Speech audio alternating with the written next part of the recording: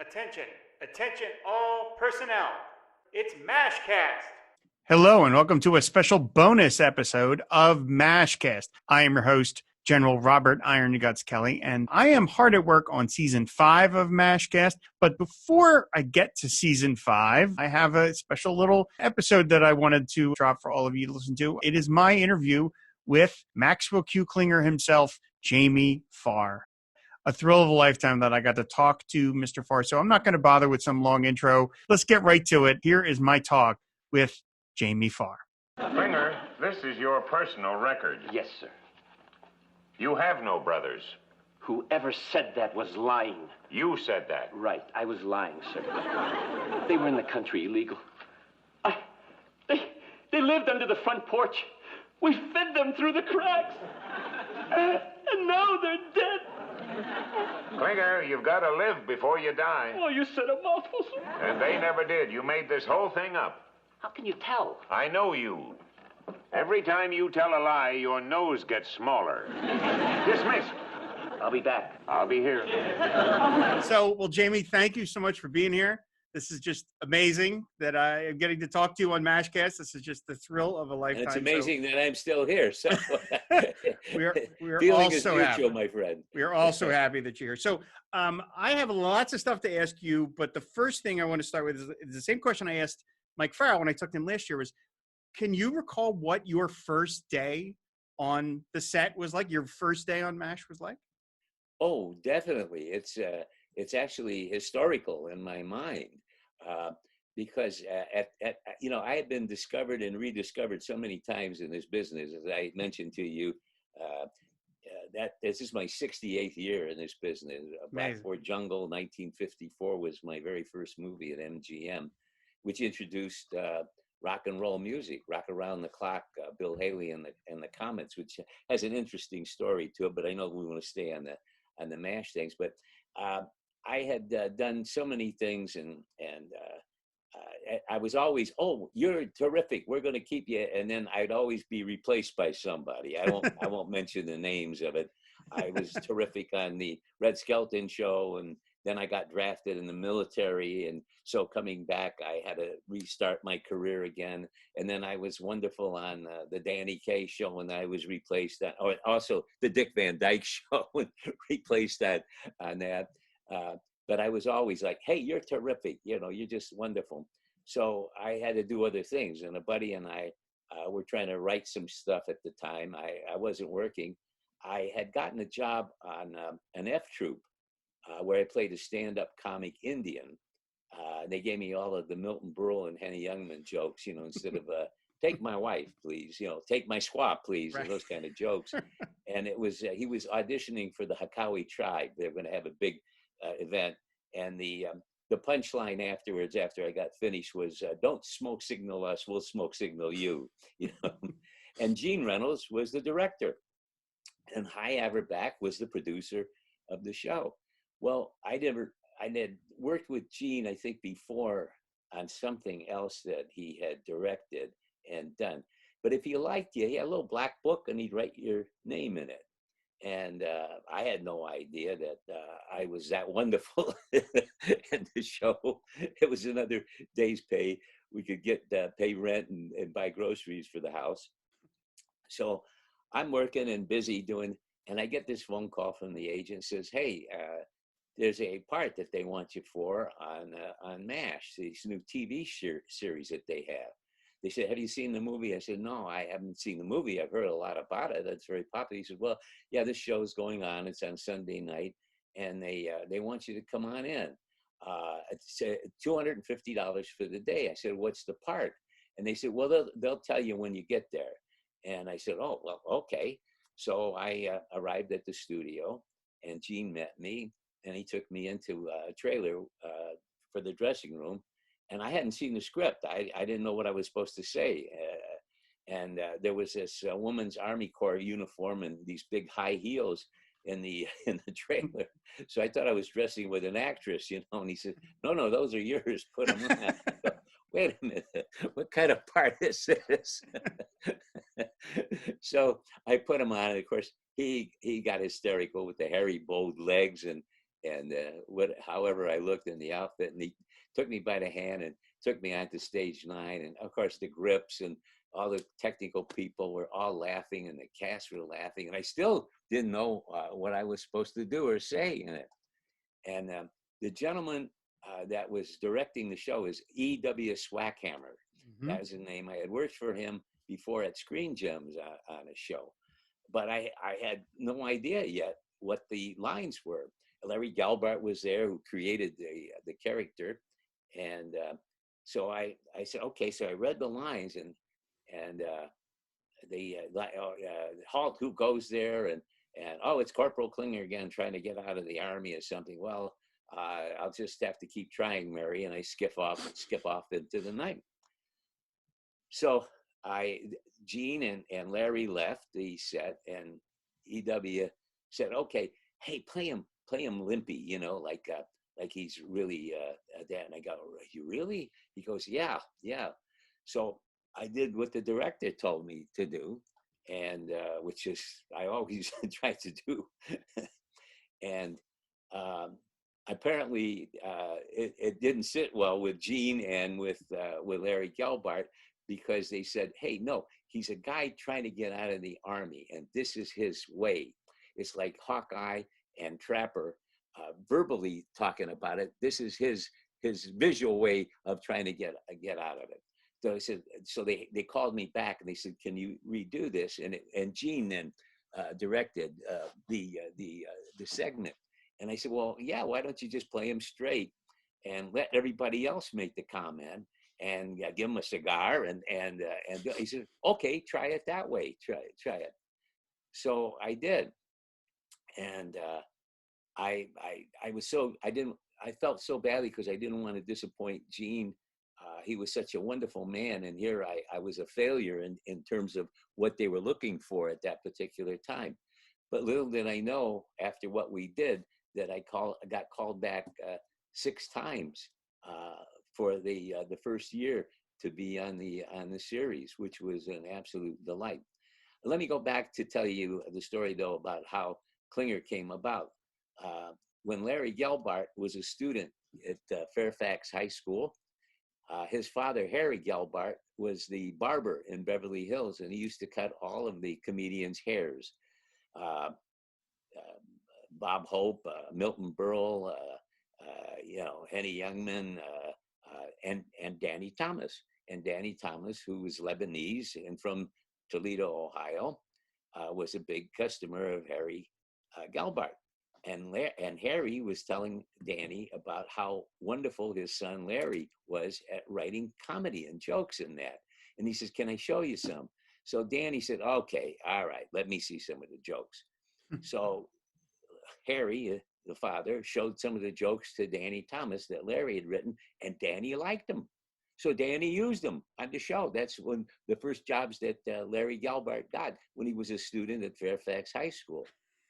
And then Klinger was Larry Gelbart's childhood friend. They had come from Chicago. And that's how I got the name Klinger. That was Larry Gelbart's dearest friend back in Chicago. So as a payback to Danny Thomas, he made my character, Lebanese with the name Klinger. Oh wow! I've never heard that. Yeah, and of course the image came from Lenny Bruce, right, when he was in the Coast Guard, and they used to have dress of the day, and it was either Class A's or fatigues. Well, he showed up in a dress to try to get out of the Army. He wound up in a brig, and I wound up 11 years on a wonderful series called Nash. So, okay, you were in a movie with William Christopher, a Doris Day movie called "With Six You Get Egg Roll," right? Bill and I are credited for finishing her career in movies. With 6 You Get Egg Roll. Now, you guys play hippies in the movie, which is great. You JoJo and Zip Cloud are your character names. Yeah, I absolutely love. And I like to tell myself that after, years after, the timeline of MASH, Father McKay left the priesthood, and you two became hippies. That was your character as you went on. But so obviously, you had worked with William Christopher. We actually lived before. in the same neighborhood in Studio City, and many times my wife and I would be going for a walk, and Bill and his wife Barbara would be going for a walk in the neighborhood, and we'd say hello to one another. You know, we had known of each other, but never had worked with one another. And we were only a few blocks from the studio. That's the old Republic Studios, which became CBS Studio Center on Radford, because we lived in Studio City, Bill and his wife, and Joy and my family. And so we used to walk, you know, just to the studio. We didn't even have to take a drive there. And of course, George Carlin was in that. That's before he became the George Carlin that we knew later on, with all the stuff and everything he did. And George used to pop by the house after shooting us up with a 6-pack of beer, and we'd sit there shooting the breeze. Milton Berle's brother, not Phil, gosh, I kept trying to remember his name. Wonderful guy. He was an extra on a lot of the movies. He used to pop by also every now and then, and just to say hello. That's how close we lived to CBS Studio Center. That's amazing. So, like, when you got the MASH gig, did you know that William Christopher had been on the show at that point? No, I did not know that. Yeah. And let me tell you something, while we're on the subject of William Christopher, I think he was probably the most underrated. When they got him to play that, you can't imagine anybody else playing that part. No. He was absolutely wonderful, just as all the original ones that they came on with, and then the replacements that they had. They were all absolutely wonderful in their own different way, and you can't imagine getting anybody better than the ones that they did.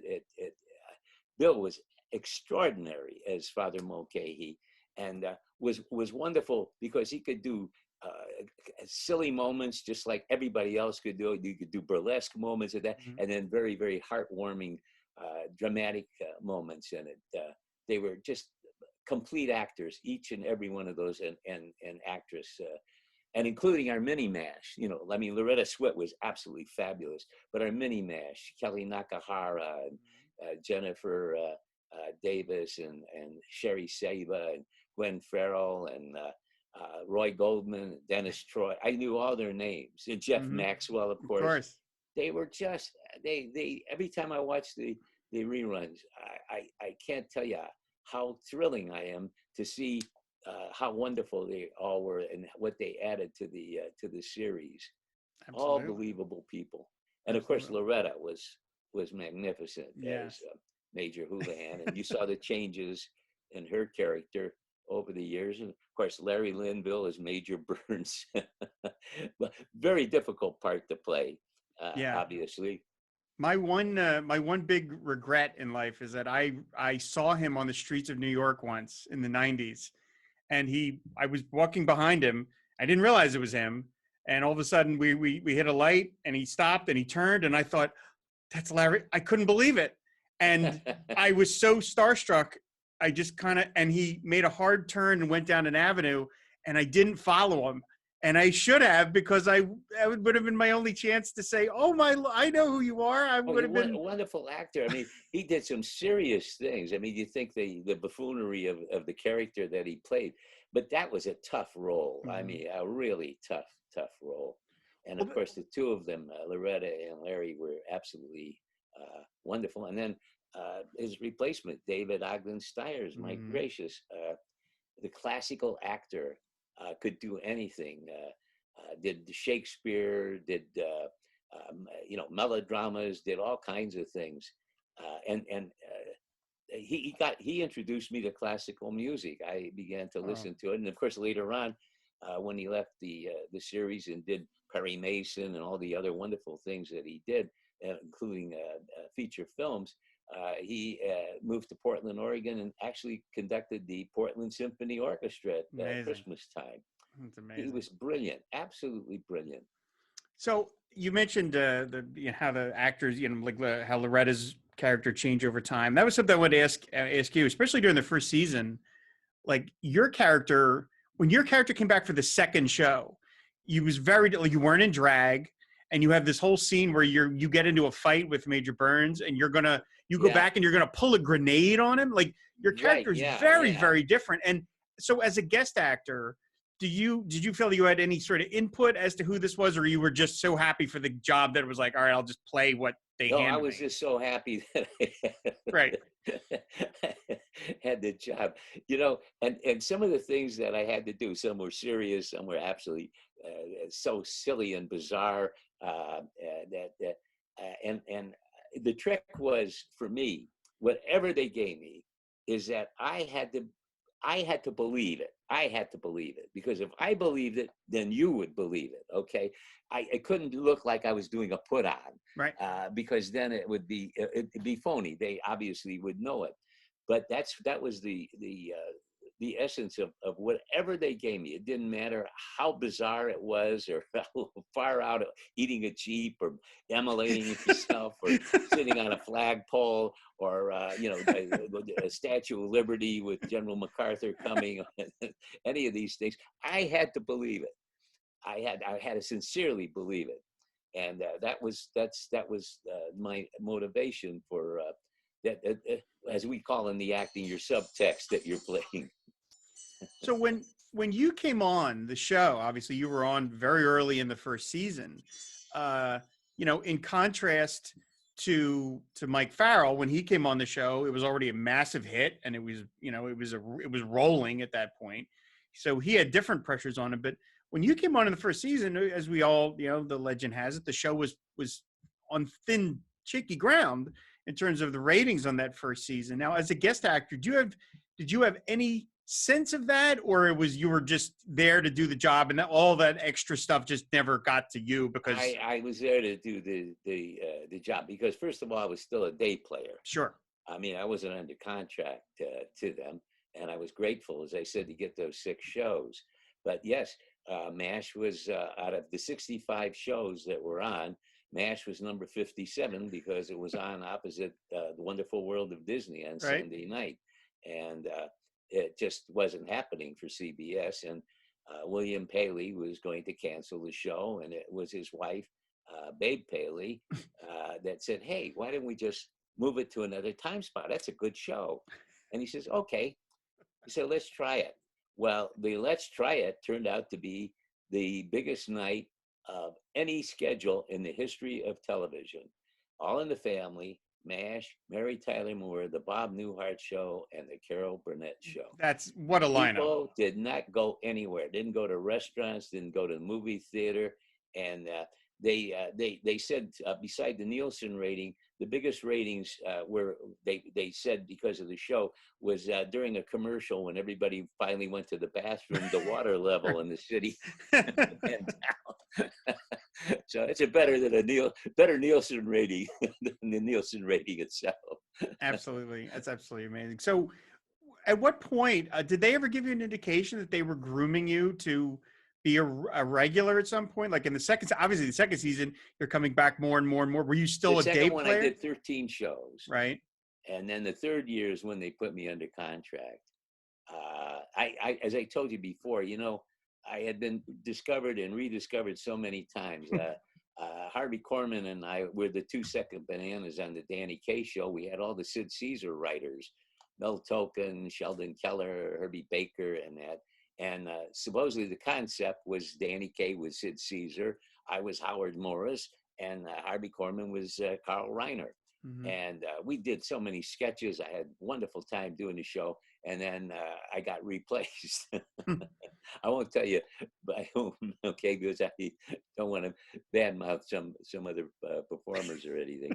Not that they weren't any good. It's just right. That I didn't understand. If I was that wonderful, why did they? Same thing on the Dick Van Dyke show. I did like about 4 or 5 of those. I was Snappy Service, the deli, and then there was somebody that was out of work from New York that they had known, so they put that person in, and I wound up not doing it. And there was a couple other shows that I did. I'm trying to recall that they all got excited about me being on it, and I figured, hey, this was another. I'm on the treadmill to oblivion, as Fred Allen used to say, the comedian Fred Allen. So I better get used to it. But they obviously they put you under contract at when you said the third season they had you at that point. The They were okay, Yeah, the right? third season was when I got put under contract, and I was so happy to be part of that show. Being an actor, and as I said, after 68 years being in this business and having done all kinds of stage work and TV shows and movies and everything else, it was the most, as Mike Farrell indicated in your interview with him, the most wonderful thing that ever happened to me. And when Harry Morgan, with the background that wonderful man had in this business, to say it's the best thing he's ever done, it's really a compliment to our writers, our producers, and all the cast members. Because I mean, Harry worked with Spencer Tracy and Frederick Yep. March, and I mean all the big Jimmy Stewart. Any movie that Jimmy Stewart did, Harry was in that movie. They were dear friends, and Dana Andrews, and oh my goodness, John Wayne. He's in John Wayne's last movie. yeah, the Shootist, Yeah, the yeah. Shootist. Yeah. So, at what point you mentioned the show gets moved to the, after All in the Family, and it becomes this huge hit? At what point did you notice that you were famous? Like, did you start to notice people were? Did your life change in that way? I'd go to the supermarket and I'd get a little different reaction to it. The biggest thing that ever happened to me, I was a big fan of radio, and I still listen on Saturday mornings to a show called Those Were the Days out of Chicago. They play all radio shows for 3 hours, and I listen to it. I even get their magazine, Nostalgia Digest, and that. And one of my biggest shows that I loved was the Jack Benny Show, and of course, which was the structure for a lot of series, because what it did was, it didn't matter whose name was on it. He wanted the show to be good. So whoever the cast was, always, some people would have funnier lines than the star of the show, which is what they did on MASH. Sometimes Klinger would be the lead story or something, or sometimes then it would be Major Houlihan. Then it would be Father Mulcahy, or some of the other, Kelly Nakahara. My gracious, Nurse Kelly, she was so wonderful in that episode. It was just on the not too long ago on MeTV, where she was terrific. So one of the biggest laughs in the history of radio was the one, Jack Benny was supposed to be so cheap, and as the one, the gangsters come up to him. He's going for a walk in Beverly Hills, and they put a gun to his back, and they say, "Your money or your life." And there's this long pause in radio. And then they repeat it again, "Your money or your life." And Jack Benny goes, I'm thinking. Well, that happened to me with the Statue of Liberty at the end of the MacArthur episode, where he comes in, where I show up with the blazing torch and the Statue of Liberty. The next day, I happened to be in Beverly Hills going someplace, and people were honking their horns at me walking down the street, the bus drivers and the thing, hey, waving at me and everything else. I mean, cab drivers and that. I said, wow, there are people out there watching this show. And that, to me, they said, was one of the biggest laughs. People actually fell off their sofas watching that show. And when I showed up as a Statue of Liberty, it was such a surprise to everybody. Then I realized, I said, hey, this is pretty good. Was it always kind of a pleasant experience? I mean, sometimes we've heard people say fame can be really tough to deal with, but did you always kind of, it was always some sort of a positive? You run into the general public, of course. Yeah, we all get that. I used to get that. You get some of these people that they see in person, they'd be with their wives. Hey there, boy, he grab you by the nape of your neck, pull you over. It's my wife here. Why ain't you wearing earrings? You get all that kind of stuff. But that was rare. Right. You'd have to put up with that. That's good. Most of the people, as I indicated to you, most of the family, I just got, my agent sent me, I had 1,000 fan letters here that I had to go through recently. And sometimes you just get the one, hey, can we have your autograph or something like that? And then you get some of them where they're so inspirational, you can't believe what you meant to them in their lives. As I said, you know, we're actors. That's what we do for a living.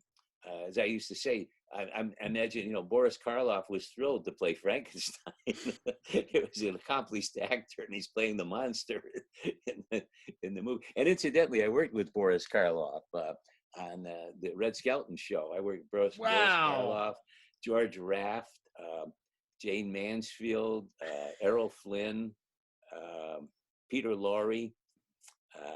On the Danny Kaye show, I worked with Art Carney and Sir John Mills and Terry Thomas, and I mean, I just can't recall all of the people that I worked with on the shows. And of course, the greatest story ever told.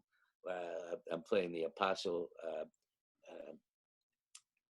Thaddeus in it, and working with Max von Sydow, one of the great Ingmar Bergman, actors, and along with David McCullum on there, and David Hedison, and Donald Pleasance, and some of the really fine actors. And then, here's a kid from the north end of Toledo. What the heck is he doing there?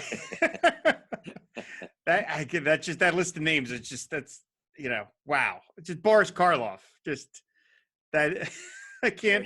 Sir William Henry Pratt. Yeah, that's right. That's right. Oh, that's right. And in one of the movies, I forgot the name of it. They go by looking at the people's names, and they see Sir William Henry Pratt. And I told my wife, "Hey, that's Boris Karloff." Was he a nice man? He was a wonderful man, absolutely wonderful, gentle man, so well spoken, and I mean, he was, and so was Peter Lorre. At that time, Peter Lorre had gotten very, very heavy. He wasn't as thin. He almost became Sidney Greenstreet. Peter Lorre did when he got older. Red Skelton used to say, Peter, I think I'm going to sit on you and hatch you. Yeah. Can I tell you this story? You know how I got the part in The Greatest Story Ever Told? I was really down and out. Things were not happening for me. I was dating my wife at that time, but she wasn't my wife. She was the girlfriend. And I had this little car, a little Renault, and I used to drive her to work. We lived in the Hollywood area, but she worked in the across from MacArthur Park in Los Angeles at an optometrist shop there. So I used to drive her there to save on money for car fare, for the car fare. And I remember that Danny Thomas had prayed to St. Jude, the patron saint of the hopeless, and he said, if you help me, this is when he was in Chicago, down and out, and trying to make a living for himself and his wife, and he said, I will build a shrine to you. So I realized, hey, Danny did make a success, and he built this hospital that he was doing. So I said, I'm not Catholic, I'm Eastern Orthodox. But I said, there's a little Catholic church there.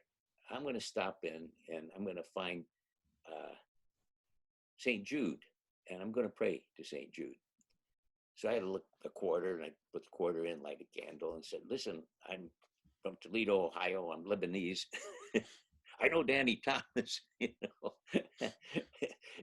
I can't build a shrine to you, but I'll certainly, do whatever I can for you. There's this movie called The Greatest Story Ever Told coming out. And I know with this face, there's got to be a part in it, for me. So I'd leave, bless myself, and leave. Called my agent. My agent was a wonderful agent by the name of Meyer Mishkin. And I said, great name. There's this movie. Well, he had James Coburn, Lee Marvin, Claude Akins. I mean, he had a lot of big names. Mike Connors and Craig Stevens. And at any rate, I said, there's got to be something. He said, look, you're known for comedy. This is a biblical movie. Don't you have anything that you had that they could see that's serious? So I said, yeah, I did. I did a Rebel with Nick Adams. I played a character on there, and a buddy of mine produced the show. And I said, let me call him and see if I can't get that. Will George Stevens, the great director, look at it? He says, yes, I'll get him to look at it.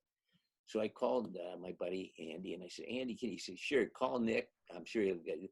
So I got the film and I drove to Culver City, left it off there. And then every morning, leaving my wife off at the optometrist store and then going into the Catholic Church and praying to St. Jude and lighting a candle and everything else. And I get home and I got a phone call from my agent. Says, "Look, Jamie, I hate to tell you this, but there's nothing in the picture for you. Go pick up your film and give it back to Nick Adams." So I get in the car the next day and I go leave her off at the store, go into the church, and I tell St. Jude off. I said, "What am I supposed to do? Wash dishes, sell shoes, or something? I'm not even lighting a candle or putting a quarter in here. We're finished, you know." So I leave. I told them off. I get home and the telephone's ringing. I'm in this terrible basement apartment. It's really bad. I mean, I'm really down on my luck. No unemployment or anything else. So I pick up the phone, and it's my agent, Meyer Michigan. He says, "I don't know what happened." He says, "Listen to me now. Sit down." He says, "They changed their mind. They said, you're playing the Apostle Thaddeus, and Bartholomew, Nathan Bartholomew. You're playing Nathan Bartholomew in it." And he said, "It's $450 a week, and I got a 9-month guarantee. You're going to be on this picture for 9 months." Wow, this is incredible. Or a 26-week guarantee. We wound up shooting for 9 months, but I got a 26-week. Go down there, and tomorrow you'll get your wardrobe, and Charlton Heston's going to be there, Roddy McDowell, and all these people. So I couldn't believe it. I go, "Oh my goodness!" So I go to the studio, Culver City. Next day, I put the robe on. They put the beard, and you get the sandals, and then I'm listening to everybody talk how they were in Rome and the pictures they're doing. I'm so grateful I got whatever it is. So I come home. The telephone's ringing. They said, "Listen, they saw the dailies from that. You're no longer playing the Apostle Nathaniel Bartholomew. You're playing the Apostle Thaddeus." I said, "Oh, okay, Thaddeus. Very good." So I call a buddy of mine and I said, "Hey, I got this picture, 26-week guarantee, $450 a week." And he says, he says, "Who you playing?" I said, "Thaddeus." He says, "The Apostle Thaddeus?" He says, "Yeah." He says, "You know his full name?" I said, "No." He says, "You're playing St. Jude Thaddeus, the apostle you were praying to." So I wound up, I'm sorry I told him off, Yeah. Oh my. Wow. And were you really on the shoot for that long? Yeah, we were not 9 months on Wow. that movie. Yeah. Yeah. Robert Blake was my roommate on that. Well, Robert Blake was my roommate on another movie. We did Three Violent People with Charlton Heston, Ann Baxter, Tom Tryon, and Gilbert Rowland. Wow. And yeah, we were brothers in that movie. We were the sons of Gilbert Rowland. And then, because he was, trying to think, he was Simon the Zealot in the movie. Wow. Yeah, we were in these Quonset huts out in the middle of the Moab desert and something. Yeah. That's extraordinary. Wow, that is extraordinary. See, well, it worked out then. It's like, I've so been blessed. yeah. So there's so much other stuff I just related to that I want to ask you about, but before I forget this, there is something I wanted to make sure that like I'm not bothering with like the details of specific episodes because I realized it was 50 years ago and you guys are all actors and you weren't committing all this to memory, thinking some nerd is going to ask you about it a half century later or anything like that. So I'm trying to avoid those questions as much as I can, but I do have a couple things that I'm just dying to ask you. I mean, my whole lifetime I'm waiting to sort of ask this. So if you don't mind, one of the ones I did want to ask you about that's sort of specific is I wanted to ask you about the final episode of the show with Henry Blake, Abyssinia Henry. Of course, a very famous episode, one of the most famous shows in the history of television. And, we all know the story about that you guys were all given the pages at the last minute for that final scene where you find out that they were going to kill Henry off. And one of the things that's extraordinary, I think, about that scene, of course, is as the camera, pans over, everybody in that scene is reacting a little differently.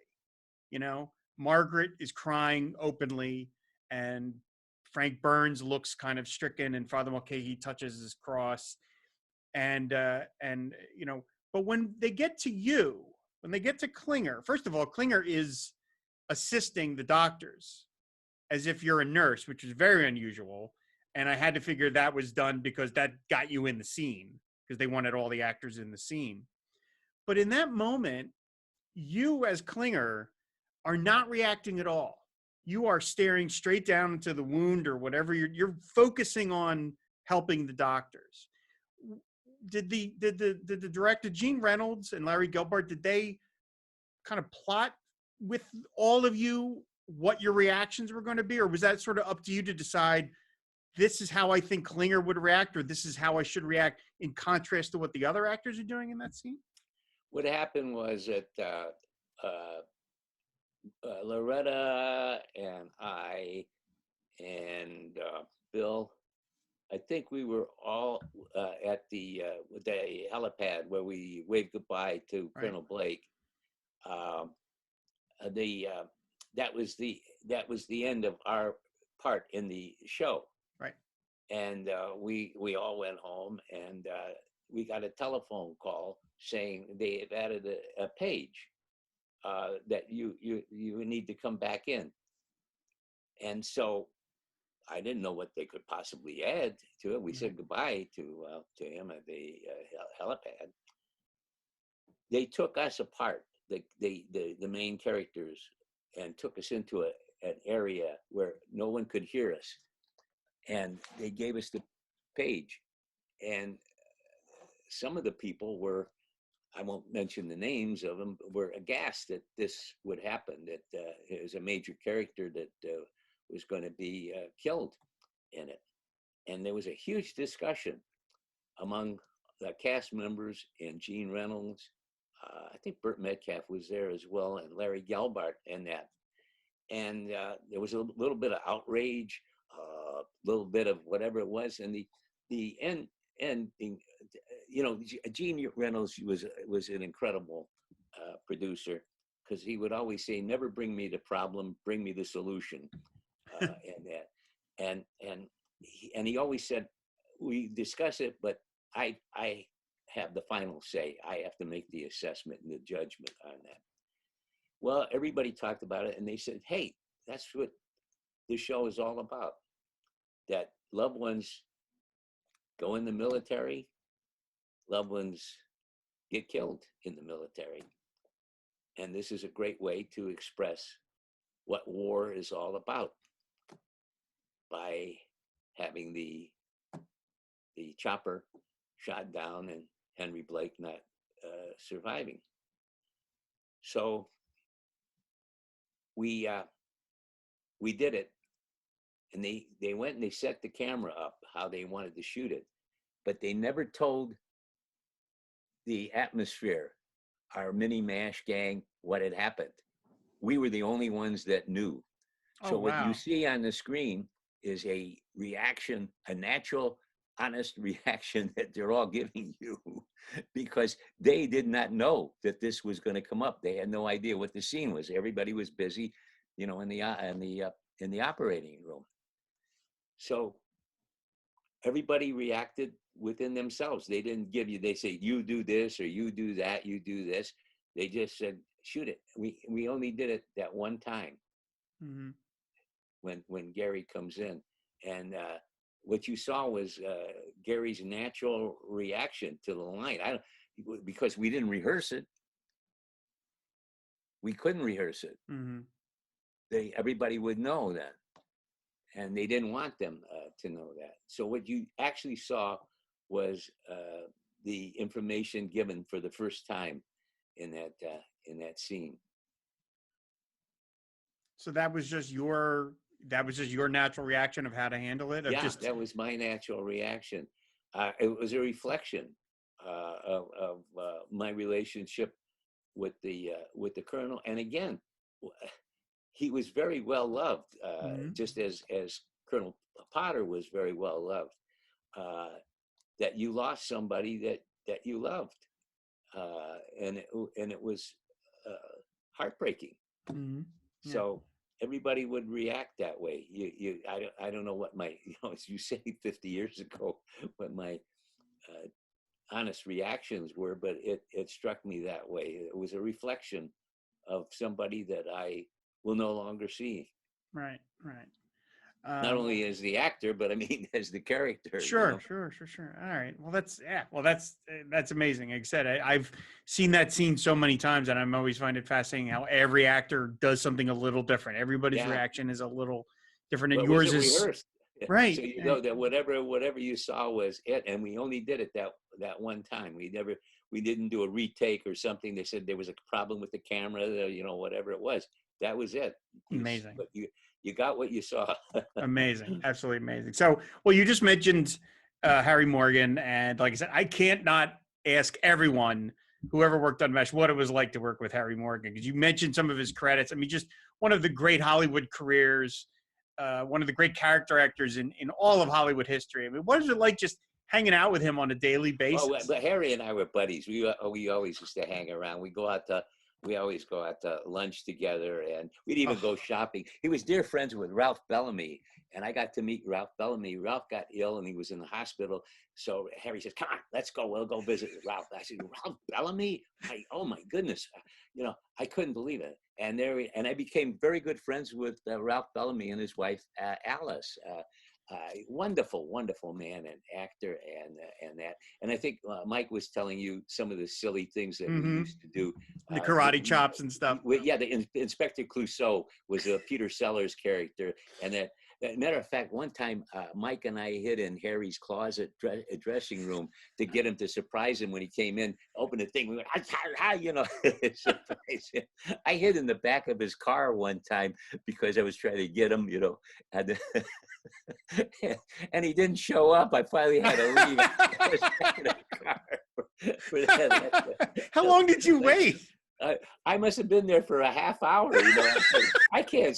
What a stupid guy this is. They're trying to get Harry. I'm the dummy.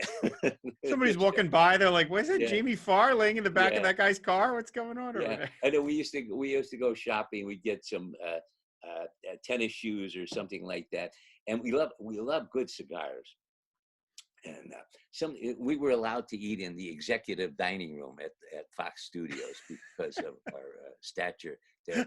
So we're sitting in there. They used to have a guy by the name of Hans. He was a German guy, and he'd snap his heels together, and he'd wait on us, all the time. And so Harry and I would sit there, and we're eating in the executive dining room. Dolly Parton was there, I think, doing 9 to 5, and came over to introduce herself to us, to tell us how wonderful she thought we were with Harry, and I couldn't believe Dolly Parton is coming by to tell us. Of course, all the executives are in there, the heads of the studio, and I'm trying to think of his name. Alan Hirschfeld, I think, was the head of the studio at that time. And Hans would serve us, and we'd say, okay. And he'd say, how about the cigar afterwards? We said, oh, yeah, great cigar. So he comes out, and he gives Harry a cigar and me a cigar. And he said, this is from Mr. Hirschfeld, And I said, oh. Well, I said, don't let Mr. Hirschfeld see this. He said, he's liable to take it away from us. And I hear this voice way behind me. Hirschfeld Hirschfeld can't see, but Hirschfeld can hear. Don't smoke that crap. I got Cubans. So he had the guy go and get 2 Cuban cigars for Harry and me, one for Harry and one for me. I can't imagine what it would be like to be like a regular person and see you and Harry Morgan just out shopping somewhere. Like, oh, God. What? No, we were always in hysterics. We were always laughing. And, he had so many stories. And of course, the people that he had worked with were legends. Yeah. Legends in the business. Just as my working on that show, these people are legends in the business of television. And of course, you wind up doing game shows and talk shows. Mm-hmm. I was working 7 days a week, 5 days on MASH, and then doing game shows on the weekend or talk shows. I did, I think I did, let's see, 5, 10. I did 20 game shows in 2 days. I was I was scheduled on Saturday to be at NBC to do Hollywood Squares. So, you do 5 in a day. Mhm. And that makes the week for the Right. for the series. So I do my 5 Hollywood Squares, and I'm starting to walk out to get to my car. And Ruth Goldberg, who's the casting director of the Gong Show, says, "Hey, Jamie, somebody didn't show up. Can you do 5 Gong shows? I got your tuxedo here." I said, "Oh, okay." So when I did 5 Gong shows, now the next day I come in and I'm supposed to I was committed to do 5 Gong shows that on a Sunday.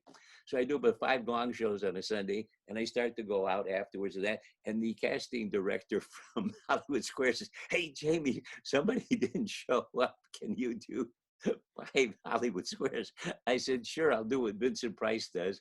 You got a blue blazer and 5 changes of a tie, because you're in the cubicle." They said, "Yeah." So when I did 5 Hollywood Squares, I did 20 game shows in 2 days. You were busy. My goodness. Yeah. Jeez. Well, that again, that's, I always assumed that Harry Morgan was as delightful off air as he was on air. Definitely, without a doubt. But not only that, he was such a perfect actor. The man could do anything, absolutely anything you gave him. As I said, well, any one of those actors could. Harry in particular. I mean, you could do burlesque kind of stuff where, baggy pants kind of comedy, to high comedy, to serious moments, anger moments, heart pulling moments. He was just they all were a complete actor. But I think Harry was the epitome. I mean, to look back at the man's career and see all of the wonderful things. I think Harry did 13, 14 television series, for crying out loud. And of course was in a lot of feature films. Oh, He was a Gunsel in the movie The Clock with Ray Milland. Yes, I've seen that movie. Yeah. Where he's a mute in that, but he's a Gunsel. He's out to kill somebody. I mean, my gracious. And then, Pete and Gladys, December Bride, Ellery Queen. He played the father in one of the. I think Peter Lawford was Ellery Queen in one of the series that they did, and he was the father of Ellery Queen in that. Did so many. Did a Gentle Ben. Gosh, I can't remember. He's the judge in Inherit the Wind, which was one of my favorite movies of all time. Yeah, I did Black's Magic. He did You Can't Take It With You series. I mean, it's just a remarkable man. We certainly do miss him. I have my wall here. I have a lot of pictures. I have one of Ralph Bellamy. He's like this, says, "Hey, Jamie, I bet you can't do this." Got pictures of Harry up there. The TV Guide magazine covers that Harry and I were on for so many times that we have. I've got them up here on the wall. That's great. That's absolutely great. So again, something else that I wanted to ask you about, again, it's I try and stay away from the specific episodes because I know it's no. But what are those? They're your slipper, the big fuzzy slippers. You asked Mike if he kept everything, and I said, "Are those the actual ones?" I'm going to show Rob. I got the fuzzy pink slippers. Are those the actual? Those are the actual ones from the show. Those are the actual ones. And oh my Lord! You ready for this? Oh, your Mud Hens jersey. I had 3 of them. That's great. One of them is in the Smithsonian Institute in Washington, D.C. Another one is at center field, where the Mud Hens play in Toledo. And the other one I have here. And then I also have my real dog tags, which I wore on the show. These are the ones I wore when I was in the real Army. Right. And actually stationed in Japan with temporary duty in Korea several times. Wow. That's amazing. I'm amazed that those slippers are in that good a shape. Yeah. Considering how old those things are. My goodness. So I'm amazed I'm in this good a shape. You also are in really great shape. So again, another thing I've always wanted to ask is because I've been watching these shows for so long, and there's an episode in season 6 where Colonel Potter is afraid that everybody is cracking up. Everybody's under too much pressure, and he calls in Sidney Friedman to talk to all of you, to kind of give you all a therapy session, to kind of, turn the temperature down on everything. And you get in a fight with Zale, as you always did. And but anyway, there's this scene that you have with Alan Arbus, the great Alan Arbus, and you talk to him about why you don't want to be there. And of course, this is 6 seasons in. We've known you as a character for 6 years now. We know why you don't want to be there. You don't want to die. You don't want to get killed. But you have this really interesting speech that I was very struck by, and where you Klinger talk about that you don't want to kill anybody, and you say, and I don't want to see anybody killed in front of me where I sit and watch it happen, and I won't, and that's it, I'm out of here. And that's very specific. Obviously no one wants to be in a war because they're afraid they're going to get killed.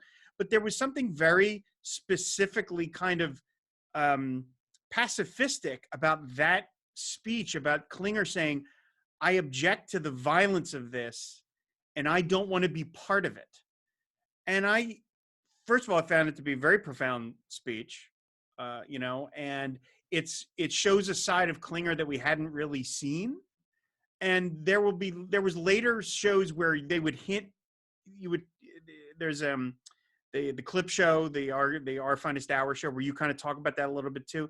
But I do remember that speech because I thought it was so unique to hear a character say, it's not just because I don't want to die. It's I don't want to be part of violence. I'm not this person, and I don't want to be in a system where I might have to be violent towards somebody. Do you remember that whole bit? I think so. I think I was in a dress and I had a purse and I sat down, and he's sitting on the cot there. Yep. Yeah. When the minute you mentioned that, I remember the episode, and that's the other interesting thing is that the writers and the producers allowed the characters to be very complete.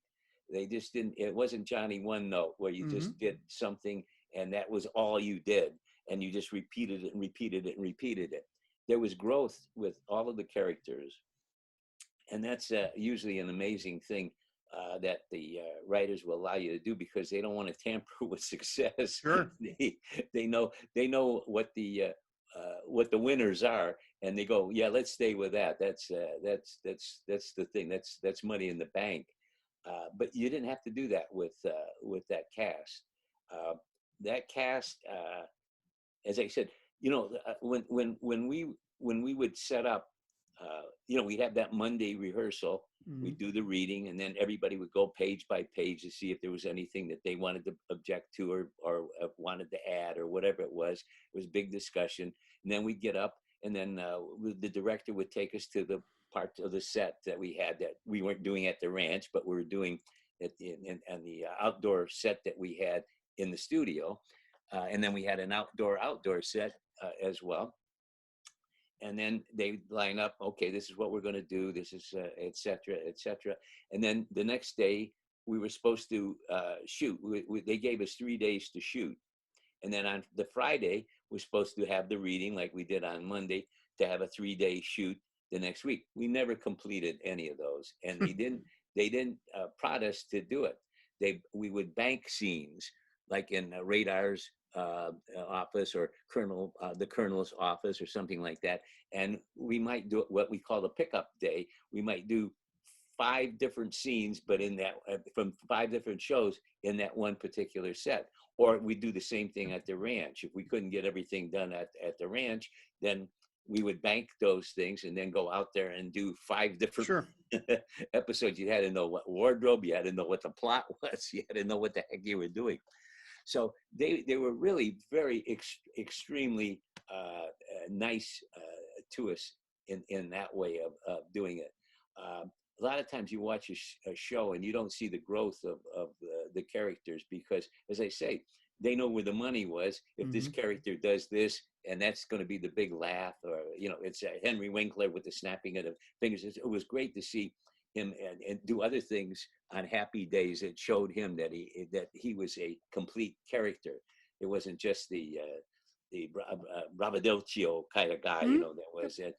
He'd have those moments, and that's what's good writing. I mean, that we had those writers were terrific, as well as our producers and our directors, Charlie Dubin, Hy Averback, Burt Metcalf, Gene Reynolds, Alan Alda, Mike Farrell, David Ogden Stiers. You directed one too?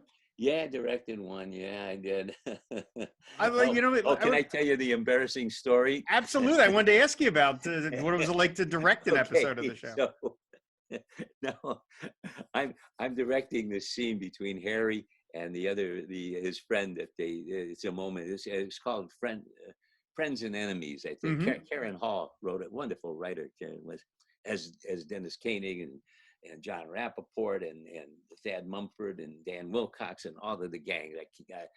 They were just all terrific, every one of them. Elias and Davis and Fritzell and Greenbaum and all. At any rate, so I'm in there, and who's visiting Larry Gelbart on the set, and sitting in the director's chairs, watching me talk to Harry and the other gentleman playing the part. Do you know who was sitting with Larry Gelbart? Who? Stanley Donen. Wow. And I was like, oh dear God, Stanley Donen is watching this jerk singing in the rain, all those movies. Charade, wow. Yeah, Charade. I'm going, what? Of all days, why did why couldn't he come when Alan was directing or something?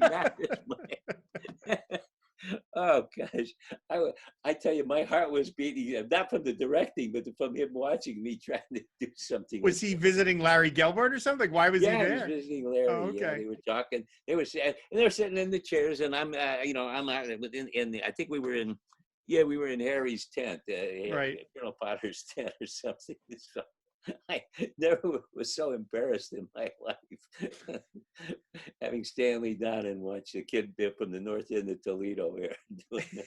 Directing. That's great. What made you want to do it? Why did you? I did some writing too, but it's called survival, Rob.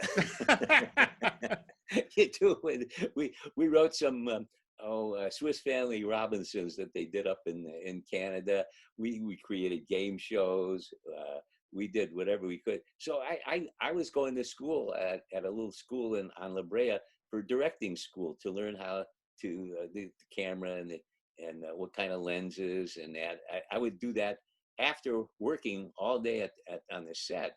Mm-hmm. I would then come home and then get out to downtown LA, because I live in the Woodland Hills area of California. Actually, my home here is Ventura. I'm in Ventura County. I'm not in LA County, and not too far from the ranch, actually, where we shot. So I would go and spend 3 hours there, and then of course have to go home and get up the next morning. We'd have to be ready to shoot at 7:15 or 7:30 in the morning, and know our lines, Mm-hmm. So I really worked at it to try, and then I didn't. It was fun. I enjoyed it. It's very rewarding to see some of the ideas that you had and the camera angles that you picked to tell the story. But it wasn't something that I directed, and somebody came to me and wanted me to direct one of the police movies, those comedy police things. And I talked to an agent, and they said, "You got to be careful. Is that what you want to do? Because if once you do that, you're now going to be that. Right, you're not going to be whatever the other. Do you want to be the actor? Or do you want to be the director?" So I said, "No, I think I'll stay as the actor. I didn't want that responsibility as a director." Because I know that you directed an After MASH as well, and so I thought, well, you must have enjoyed it on some level to volunteer to do it a second time. So okay. Yeah, it was fun, but as I said, I don't know if I really wanted to do that. Gotcha. I guess when your career, like a lot of time, look at Gene Reynolds. I mean, what a great career he had as an actor, and Jackie Cooper and Hy Averback, announcer for Bob Hope for years on radio, and I'm trying to think of some of the other Richard Benjamin that they all became directors. Howie Morris was a very important person in my life, and the movies that I did with him and for him. Who's Mining the Mint? With Six You Get Egg Roll. I'm trying to think of a lot of the TV shows that he did. He'd have me on. So there's a lot of actors that decided to become. Dick Martin became solely a director after. Ron Howard, Rob Reiner, they all. Yeah, Rob Reiner. Yeah, exactly. I didn't think I wanted to do that. So. Gotcha. So you mentioned earlier about other TV shows not wanting to rock the boat when something works, just keep doing it because that's the success. But obviously, around season 7, there was a big change because Gary Berghoff was leaving the show, and you were getting slotted in as the replacement clerk. And on the one hand, I could see you being excited because you're going to get more to do. You're gonna be in that office, and you're gonna be more centrally focused. At the same time, it was completely changing what everyone had known you as for 7 years. Were you nervous? Did the producers give you a heads up early on that they were thinking that? And what was your feeling about it, making that change? Look, the replacement, you could, Wayne Rogers was terrific. And he left the show, and they replaced him with the wonderful Mike Farrell, who was absolutely equally as terrific in a different way, as I say, as Wayne. Same thing with Larry Linville and David Ogden Stiers. Even Bill Christopher in the pilot wasn't Father Mulcahy. Right, it's a different actor, yeah. That played it. And then in the second episode, it was William Christopher that played it. And then, of course, McLean Stevenson leaving, and then Harry Morgan. I think the one character you couldn't replace, he was irreplaceable, would have been Radar, who came from the movie, and his naivety and all of the other things.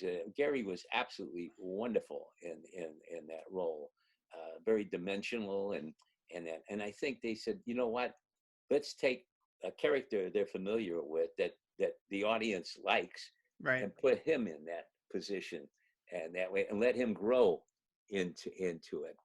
So it's a you're taking away you're taking away the guy's shtick, where his comedy props and everything else that he supposedly had, but that went to show you that he wasn't just one dimensional, that he was multi-dimensional in terms of what he could do. It's a gamble. Of course, you're saying, gee, I hope they still like the character, even though he's not the same as what he was. But and again, that's why I said all those actors. I mean, you look at Mike Farrell. How many times he could do those silly things where he's the practical joker on the thing, then have those serious moments where he puts his heart out about something that's happening in that. And the same thing with David Ogden Stiers. The scene was on the other night when that patient is a stutterer, and you find out that Honoria, his sister, is a stutterer, and what he does. Or the young man who's the pianist, and wonderful James Stevens, I think was the actor. I mean, we had so many wonderful actors and actresses that came on that show. We had Gwen Verdon and comedians and just I got to tell you, it was a perfect show. It's something you dream about, and you actually live the dream. That's all I can say about it. It was the most pleasant experience I've ever had. People were never on the telephone talking to their press agents about jobs. We were always in our little hut running lines back and forth, all of us. We have a big scene at I remember one time Alan was directing, and we had all of us in the colonel's office there, and he wanted to do it in one take, and so we did the very first one. He goes, you know what, I think we can do that better. Like 15 takes later, they used the first take when they put it on the air. Can you believe that? it wasn't any better. The first take was the one. You never know. Oh, we used to have the camera guys. They would laugh, and they ruin a scene sometime because Oh, they wow. started laughing, and the camera would shake. Mike Casey and our props department. I mean, we knew everybody. They were just absolutely. They were all family, and we had a great time with them. They're real treasures. What memories to have. Very, very precious memories to have of all of those people that we worked with. I'm talking about the crew as well as the performers. Well, there was something else that I was always curious about, and this doesn't have anything to do with any specific episodes, but like, one of the things that was like a hallmark of Klinger's character is his Lebanese background. There was a lot of references to your Lebanese heritage and like your customs. And there's one episode where you put up all these tchotchkes, and then the whole crew was like, what is all the, you put up the beaded curtains, all this stuff. And, I will say as a kid growing up, I didn't know anything about Lebanese culture. And what I knew about Lebanese culture came from the show. Well, the same thing, it's what Danny Thomas had done. Right, coming exactly. from Toledo, Ohio. I didn't even know that there were, Lebanese actors. Michael Lancero, who I was a dear friend, was Lebanese.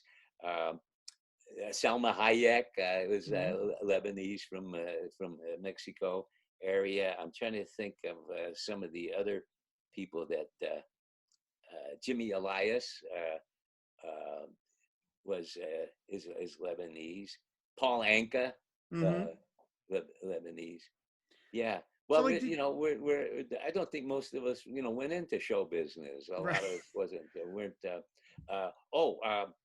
Bill Blatty, who did a lot of the Inspector Clouseau. Bill Blatty was Lebanese. Okay, all right. What I was curious was like, I would assume hardly any of the writers knew any of that stuff. Is that something you brought to the show? Did you? Well, they would ask me. They would ask you, right? That's what I was curious about. They would ask me, and then some of them, had friends that they had gone to school with or college with or something that I even used, real names. I even used my name, Jamil, in one episode when we were trying to hide the tank from them saying, "Yeah, my cousin Jamil." I used my best man at my wedding, Adib. I used names like Najla, who's an aunt of mine. I used all kinds of names in there. That run that you have with Colonel Potter, where you tell him that your two brothers died in an explosion in the harmonica factory, and you're making up all of this stuff because it's all, and of course he has to be culturally sensitive, but he's not buying any of it. And you're like, oh, it's part of the tradition. We burn the letter, and Harry and I, every time we got an explosion in the basement of the Toledo harmonica factory, oh my Lord, I don't think we could have said, we both started to break up. I mean, who came up with that? No matter how many times I watch that episode, when you get to that whole bit is funny, but when you get to the bit where he says you have no brothers, and you say whoever said that was lying, and you said that, right? And then you make up a story about that they were illegal aliens and yada yada, all this nonsense, and then he says you got to live before you can die, and you tearfully go, "You said a mouthful, sir," and I just. That makes me laugh so hard. I mean, I tell you, the writers were absolutely wonderful. They were just brilliant. And the nice thing about it is they knew when they wrote for somebody on the show, one of their main characters, that you could do it. A lot of times you get actors that are just wonderful and actresses, but you can't give them certain something because they can't stretch it to that moment. We could do anything they gave us. They could do. There wasn't one actor or actress on that set that wasn't capable of doing whatever they asked of you. So it was wonderful. They could do anything. The world, as they say, the world was their oyster. They could do anything they wanted. But some of those scenes, I got to tell you, it was tough. Harry and I sometimes, to get through a scene, we'd break. Well, there were times when they get all of us together. They would be in the mess tent, and we'd start breaking up over the thing. And they said, look, we got to get this, and then they said, you please, let's get this. The director's desperate. He wants to get this, or she wants to get it. And then we start, and then they go, oh, we're going to have to call the producers in. They're going to come down here. And so the producers come down here thinking they're going to scare all of us, and they start laughing at that scene. Then they start calling the 20th Century Fox executives to come in to scare the producers and the thing, and they start laughing. So they said, oh, the heck with it. Just send everybody home. We'll shoot this tomorrow. Everybody was laughing and breaking up.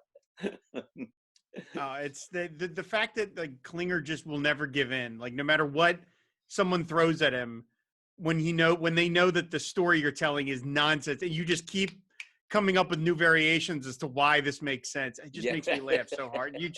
You crying and just saying, you said a mouthful, sir. I just laugh at that every single time I see Well, how it. about the one with Colonel Blake about being pregnant? Oh yeah. Oh, and the half of the family dying, other half pregnant. Yeah, it's just like I don't know. Saying some of those lines sometimes were really, really difficult to do without laughing at it, which we did. And we got through it somehow. Oh, it'd break up the director, it'd break up everybody. It was so much fun. I'd go home, my sides would be hurting from laughing, and I couldn't wait to get up the next morning to go to work. That's the way everybody was on that series. We were just anxious to get back to work. It was so thrilling for all of us.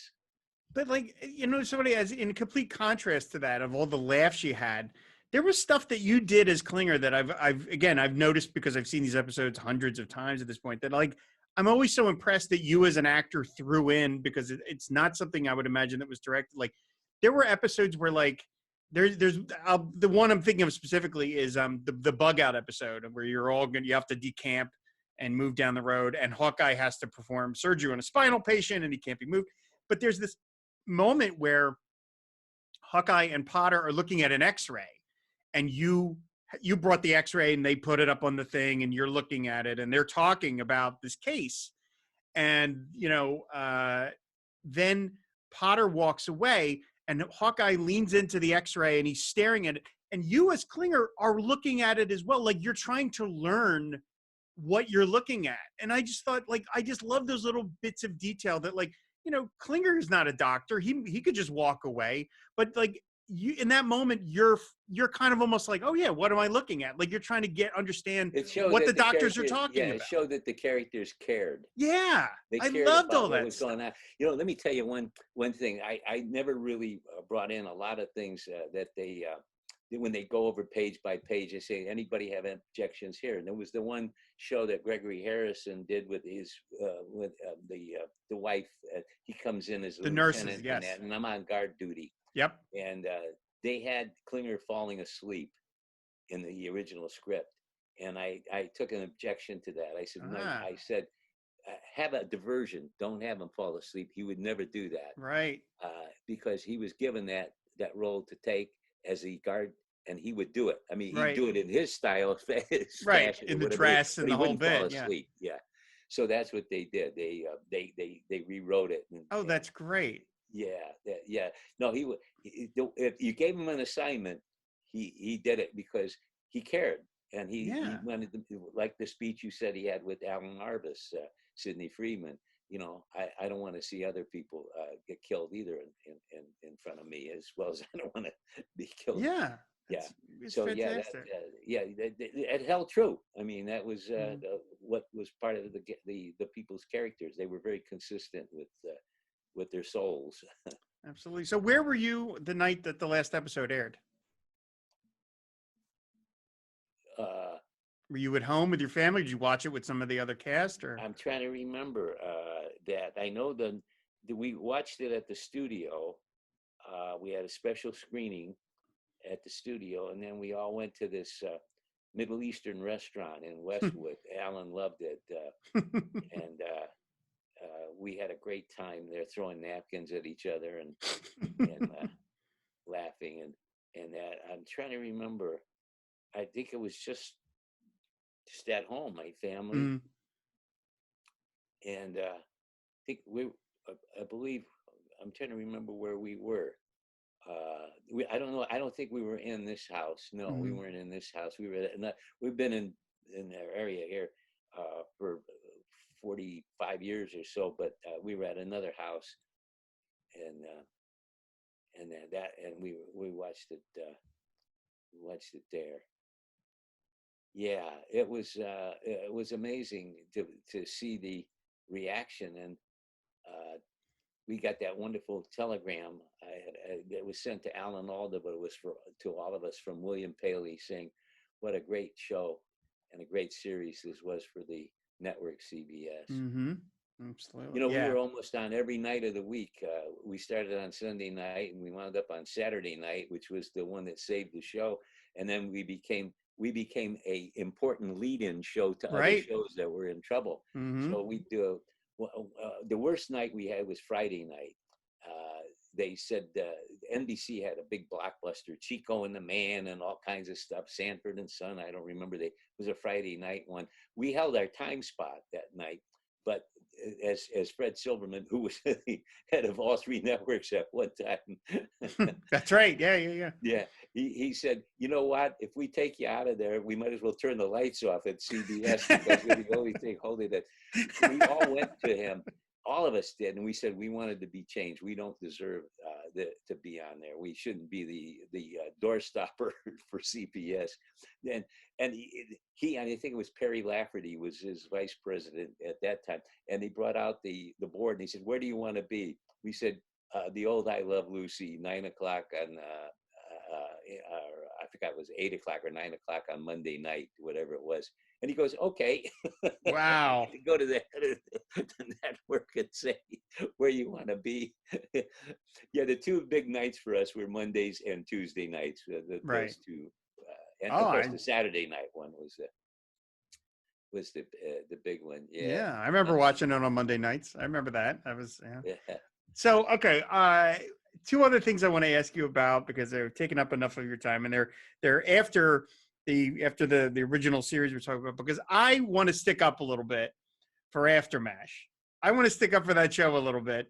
I've seen every episode of that show, and it's a show, unfortunately, like it's like you can't get it anywhere. It's sort of unavailable, and that's a shame. And knowing what I know just from being an outsider of like television production and how things were done, you could definitely tell that was a show that the network was tinkering with as it was going on. You could sort of tell, oh, this character is now this character. And you could just get the sense that the network was getting their hands on it in a much more direct way than they ever did with MASH, obviously, because MASH was a massive hit and they just, you guys just make your show. Was After MASH a fun show to work on? It started out to be what all of us were very hot after the last episode, obviously, of MASH, so we had places to go. I know Aaron Spelling was very interested in me. I'd worked for Aaron on Love Boat and various other shows. He was a wonderful, wonderful producer, very generous man. And they and Hy Averback had come to me and said, Mr. Spelling is interested in wanting to do, a pilot with you. Comedies have been successful. But then we had gotten this order from CBS that there was a firm, you didn't have to make a pilot. It was a firm 13 weeks and a given at a salary that I had never made. I wasn't making that kind of money, on the show, obviously. It wasn't until the last few years where I was, because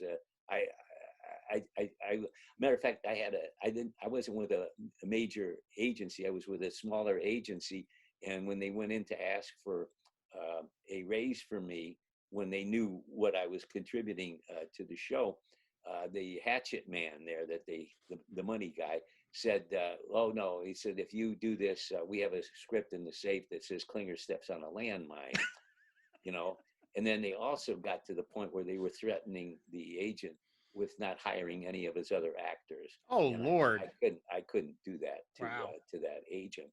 I was doing the Blue Night with William Holden, and I became good friends with Bill, and we were talking. He says, that happened to him at Columbia with Harry Cohen, and he said, he said, you have to do, Jamie, you have to be the one. You have to take the brunt of it because they'll just destroy the agent. They won't. I said, as long as you don't hold a gun to their head. So I got the idea and I went to the props department. I said, what do you mean? You know, the gun, I got a water gun that looked like a water pistol that looked like a gun. And I went over to the guy's office. I was in my fatigues and it was like a cartoon. I hid behind a tree and a bush and everything, peeked in his office to see he was there by himself. And I came and kicked the door open and pointed the water gun pistol at him and said, listen, you know, this is the way the deal is going to be. And he jumped up and hid under the desk. I did get a raise on that. Good. Anyway, back to Aftermatch. What I wanted it to be, and we didn't have, I mean, Harry, I won't tell you, one of the executives came up to me once they heard about this and said, you know, we've got the dregs of the show except for Harry Morgan, meaning Bill Christopher and me. Wow. What a wonderful way to get into the series, right? Wow. What I wanted it to be was the best years of our lives. Yes. And Yes. I said, that's what you got, the Korean woman. There's a problem here now, because I had a lot of buddies of mine. I was stationed in Japan and they married Japanese girls and came back, and you had the racial problems and all kinds of different things. And I wanted it to be, I mean, one of the greatest movies ever made. Absolutely, yes. Our lives. Here you've got these three people coming back to this small place in Missouri, and there's so many stories to tell. And what they did is they played an emphasis, instead of staying with the money, the people that they bought the series from, with Rosalind Chow and Bill Christopher and Harry Morgan and Jamie Farr, they were going to the other characters. Yeah. They were trying to create that thing. They were, you know, they were important. You have to have those people, but you got to stay with, somebody used to say, Richard Brooks, when I was doing Blackboard Jungle, stick with the money, stick with the money. You know, I'm the director. You stick with whatever. That didn't happen. And we just didn't have, you know, we didn't, with MASH, Alan Alda was the anchor, and he was the most indisposable of everybody. So whatever he decided to say or do, they did. We didn't have anybody that was our spokesperson. Gotcha. I mean, as great as Harry was, you know, as an actor and everything else, we couldn't get them to go in that direction, and it was very frustrating for all of us, because we thought this was you got perfect storylines. You know, they getting back to civilian life. I mean, there was wonderful scenes in the best years of our life when Dana Andrews sits in the bubble of that airplane. Yes, and he has the flashback. And you see what he does in his mind. Or how about the demeaning of his working in the drugstore there with the jackass didn't serve in the military. That's now the head of the.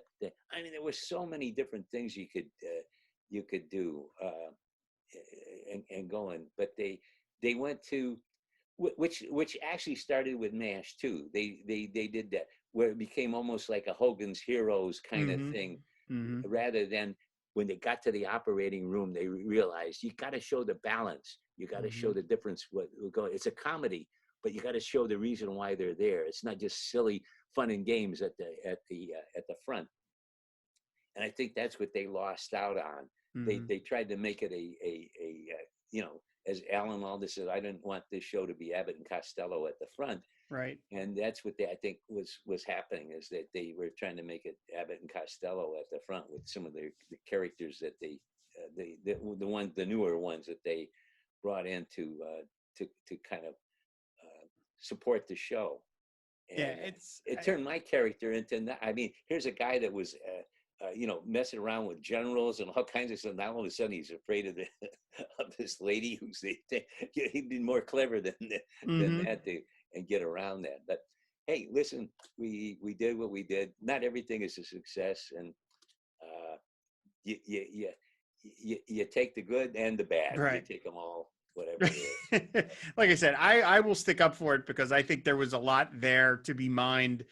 The fact that it didn't get mined is a separate thing, but you know, like the premise, as you say, a TV show of Best Years of Our Lives is a great idea for a show. That's a great idea for a show. I couldn't understand why they couldn't see that. Yeah. Because they were very wise.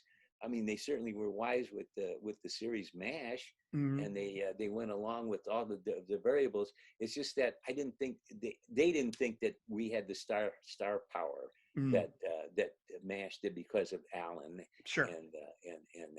And it's a shame, because the premise is there. It's just the delivery wasn't the making it successful in going in that direction.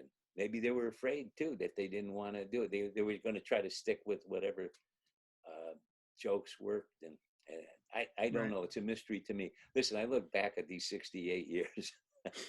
I don't know how I made it in the business, or why I even got into it after I decided I wanted to get into it. Well, but it's fortunate, and I'm very happy, and that. But I look back at it and go, boy, I tell you, it wasn't. They had this one. I was watching a show with John Boyd, and he was having a tough time of it. He was lying on the floor saying, and I never remember the line. I don't remember which show it was. He said to God, he says, this isn't easy. And you heard this voice say, it's not supposed to be. And so I hear that voice all the time. It's not supposed to be, you're not. One other thing I did want to ask you about that's not MASH related, although of course it is that you did a TV movie with Mike Farrell where he was the director, Run Till You Fall.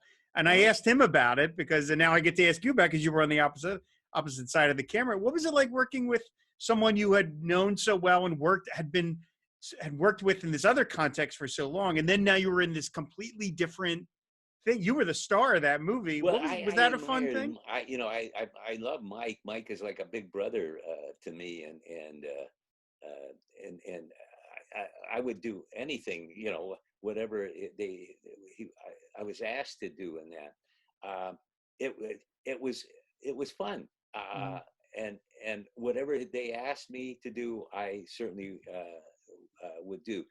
I knew his mom very much, Agnes, a wonderful lady. She was just a terrific lady, and of course Shelley Fabre, who he married, was the romantic lead in that, and she's wonderful. And then we had Fred Savage, who was at the Wonder Years, I think. That he had been, and he's got a great cat. Beatrice Straight, isn't that? You're really and Clyde Kasatsu, from other episodes of MASH and stuff. stuff. It was a good cast. I don't think the movie did very well or got much in the ratings. I don't recall, but as I said, I'm a lucky person because I had such a variety of characters that I played in my lifetime. As I said, biblical movies, baggy pants, comedy. I wrote the foreword to the Three Stooges book that they had because his son-in-law produced the movie Who's Minding the Mint for Mo Howard. Oh, really? Oh, wow. Okay. And so I got to know Mo and Larry Fine and and Shemp and wow. I got the book up there, the Three Stooges. I wrote the foreword. That's amazing. To that. That's amazing. Well, I don't want to take up any more of your time. It's been very, very nice that you took part of your day out to speak with me here. So I just want to wrap up with one final thing. Is you mentioned earlier about that you were watching the show on MeTV sometimes. I know you've even done promos for MeTV talking about MASH and stuff. When you catch an episode, do you kind of immediately place yourself back to that moment, like, oh, I remember shooting that? Are the memories that clear? Sometimes they don't. It depends on the show. Sometimes I go, gosh, I forgot about that one. Wow, that was so good. And then I do look at some of the things. Once you're in it, you're going from week to week to week to week, and you got to keep going because it's got to be on the air. So some of my choices were good, and sometimes they were not as good as I thought they were. But you did them. You had to get through it. Some things I said, gee, that was good, and then some things I said, nah, I didn't care. I want to apologize to. I didn't succeed in going for whatever they they had in mind. I just kept that one thought, as I mentioned to you earlier, that I had to believe whatever I was doing. And if I believed it, then you had to believe it. I could not, make fun of whatever it was I was doing, because then it was a setup. Yeah. Do you have favorite episodes from the show? Either ones that Klinger was heavy in, or even not? Do you have ones that you got when it comes on, you go, "Oh God, this one I want to." That one, the one, the famous one, of course, that Mike even talked about, the Tontine one that Dennis Koenig wrote with Harry, getting that bottle of brandy or cognac that he has because he's the last survivor of that. It was a very meaningful one. Especially to see Harry do that scene. It was very touching for all of us, because we knew he was saying goodbye to us, the cast members, because that was the last season of the episode. And of course, the interview, the one with Cleet Roberts, was just fabulous.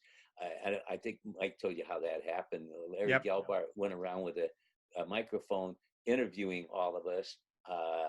When we weren't shooting the episode that we were on, we were just sitting around waiting to get into the episode, and he would interview all of us, and he had a transcript, and then he turned it into a script so that we would kind of remember what it is that we had talked about, and then had Cleet Roberts, who was a wonderful reporter, in the ilk of an Edward R. Murrow and Eric Seberide, and those kind of Huntley Brinkley's. They were just great. Doug Edwards, but that was a very meaningful one.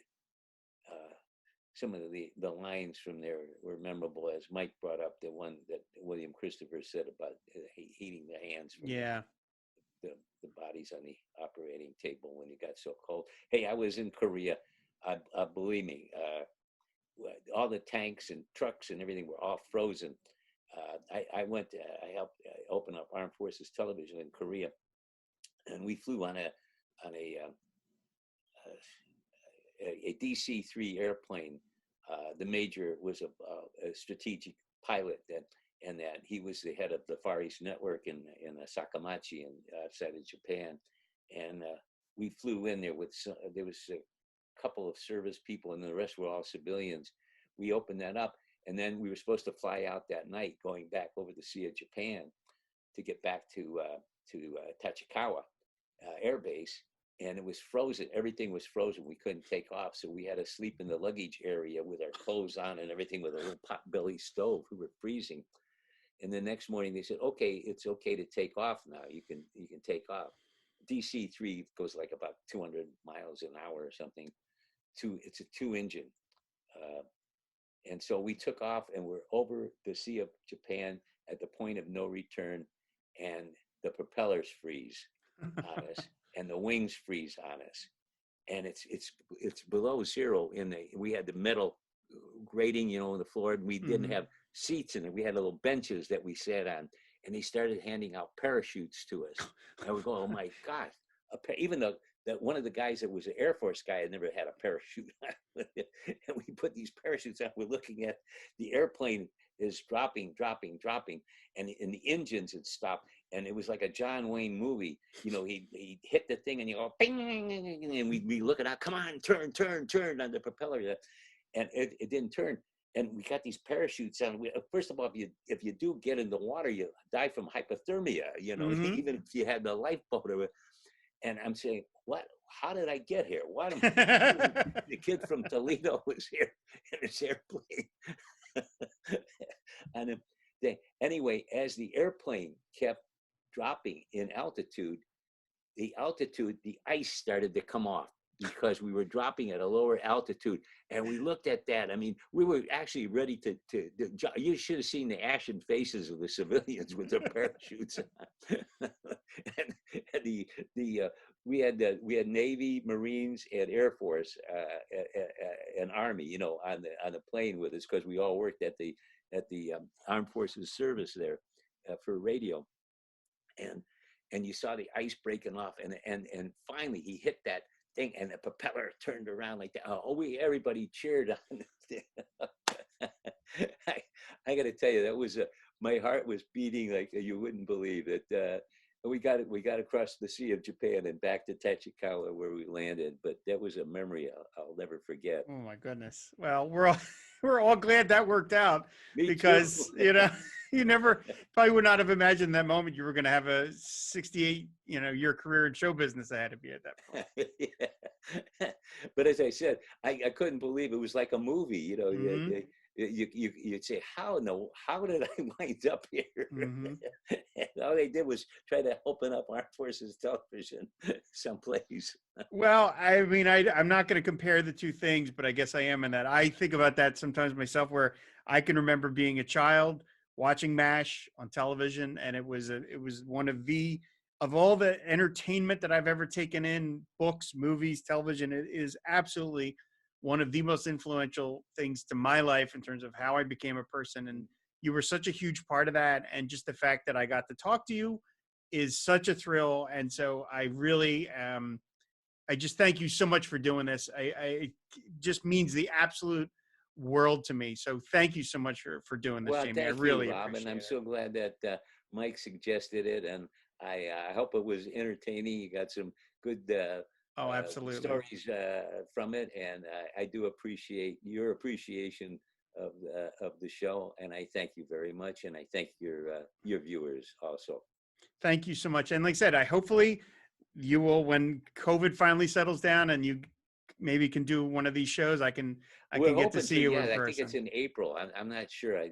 We're supposedly heading for that in that direction. All right. So you stay well, and your family stays well, and say hi to New Jersey. I will. Sinatra, Lou Costello. Yeah, I will absolutely. I love all those things. Loretta So, Swit. I will absolutely do this. So, well, again, thank you so much, Jamie. Okay, I just pleasure. really, really appreciate it. All right, thank you again. All righty. Bye-bye. Bye-bye.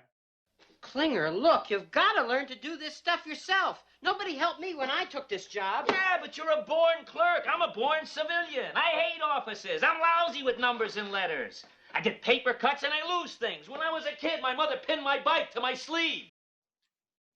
Well, that was just completely amazing. Getting to talk to Jamie Farr was just the delight of a lifetime. I just can't believe I've had a chance to talk to a couple of MASH veterans at this point. Just, again, the thrill of a lifetime. And as Jamie mentioned at the end of the show, I have to give big thanks to Mike Farr for helping put this together. I really, really appreciate it. As if I didn't owe Mike enough already. Now I owe him for helping me get together with Jamie Farr. It was just so much fun to talk to Jamie. As you all heard, he's full of warmth and wonderful stories and great memories about the show. And so I hope you all enjoyed this conversation I had with him. It's just, again, the thrill of a lifetime that I get to sit here and actually discuss MASH with Corporal Klinger himself. Is just absolutely amazing. So huge thanks again to Mike Farr for helping put this together. And of course, huge thanks to Jamie Farr for taking time out of his day to sit there and do this interview with me. It just meant the absolute world to me. As I said at the top of the show, we are hard at work at MASH Season 5. So as we're wrapping up here, of course, we're always talking MASH over on Twitter at MASH477cast. You can find back episodes of the show on our website, findwaterpodcast.com. You can subscribe to MASHcast on any podcatcher of your choice. And then finally, if you want to support the Find Water Podcast Network, of which MASHcast is a part, go to patreon.com/FW Podcast, and there you can unlock various rewards, one of which is to be name-checked on a show of your choice.